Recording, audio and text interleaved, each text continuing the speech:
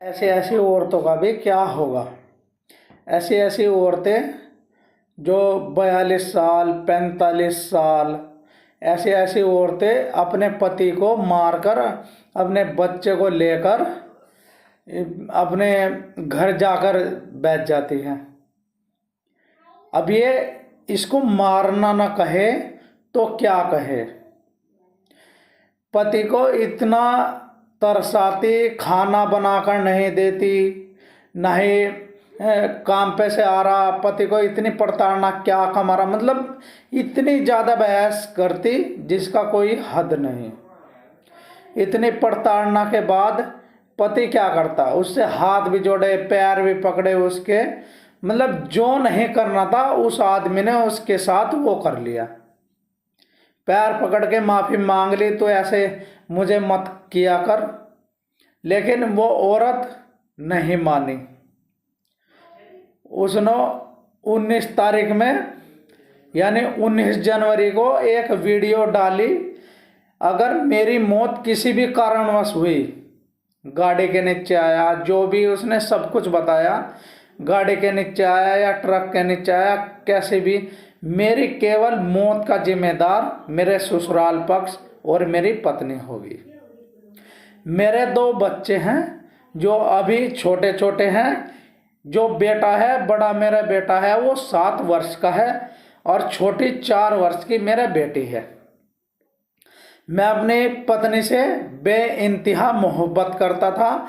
उसने वीडियो में बोला, मैंने तो तुमसे बेइंतहा मोहब्बत की है, मैंने तुमसे कुछ नहीं मांगा, केवल प्यार के 2 बोल मांगे और तुमने मुझे दगा किया।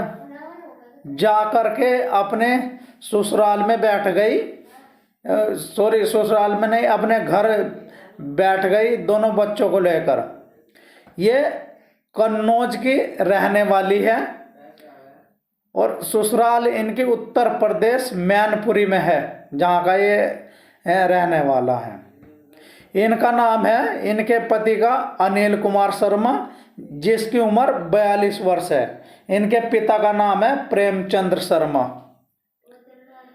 और जब ये ज़्यादा तंग आ लिया, ये नहीं आ रही, तो इसने अपने कमरे में आकर बेड शीट से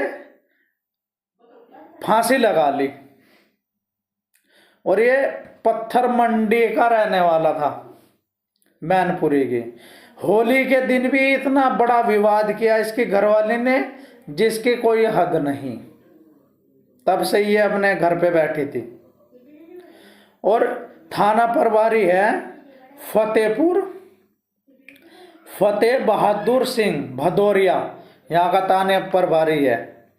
इन्होंने सारा केस अपने हाथ में लिया और फिर इनके पड़ोसी ने, वो सुबह ही 4 बजे उठने वाला बंदा काम पे चला जाता था 4 बजे, और ना ही खाना बना के देती थी, ना ही कुछ, अपने बच्चों के पालने के चक्कर में। मजदूर आदमी था बेचारा। और फिर उस दिन क्यों घरवाली तो वहाँ पे है नहीं थी, फिर चली गई। ये आस पड़ोस ने देखा कि आज इनका कुंडा नहीं खुला, तो कुंडा नहीं खुला तो देखा तो गेट में जो छिद्र होते हैं, ये तो बेडशीट की फांसी लगाकर पंखे से लटक गया। फिर मैं पड़ोसियों ने इस पे इन्हें फ़ोन कर दिया, फिर ये आए, आने के बाद उसे पोस्टमार्टम के लिए गई। अभी तक कोई रिपोर्ट इसकी नहीं हुई, ना ही ससुराल वालों के पक्ष से, ना ही इनके घर वालों के पक्ष से। रहता तो अलग ही था ये। ऐसी औरतें अलग कर देती है, परिवार को तोड़ कर रख देती है ऐसी औरतें। और इसने अपने ससुर के और सासू और अपनी घरवाली के जुम्मे लगाई थी अपनी मौत। ससुर का नाम मुन्नालाल शर्मा है और सास का नाम रानी देवी है। दोस्तों, ऐसी ऐसी औरतें अपने पति की नहीं होती, ये किसकी हो सकती है। अब पति बेचारा करे तो क्या करे, लेकिन आत्महत्या किसी को करनी नहीं चाहिए। आत्महत्या कोई किसी बात का हल नहीं होता दोस्तों। मुसीबत से लड़िएगा, कभी भी अपनी आत्महत्या करने की सोचिएगा नहीं, क्योंकि जीवन एक बार मिला है, बार बार ये जीवन नहीं मिलता। जो जैसी है वो ऐसी ही रहेगी। किसी के चक्कर में आकर अपनी आत्महत्या, गलत कदम नहीं उठाना चाहिए, क्योंकि ये जीवन है अनमोल। इसे कभी किसी के बहकावे में आकर या किसी से तंग आकर अपना जीवन खत्म नहीं करना चाहिए, अपना जीवन नष्ट नहीं करना चाहिए। समस्याओं से लड़िए, समस्या का समाधान, हर समस्या का समाधान है इस दुनिया के अंदर, लेकिन आप करेंगे तभी। मरना किसी समस्या का समाधान नहीं है, ना ही कोई हल है।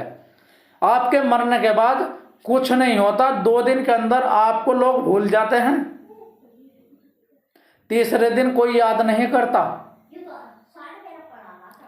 ठीक है दोस्तों, आत्महत्या बहुत बड़ा पाप है, आत्महत्या ना करिए।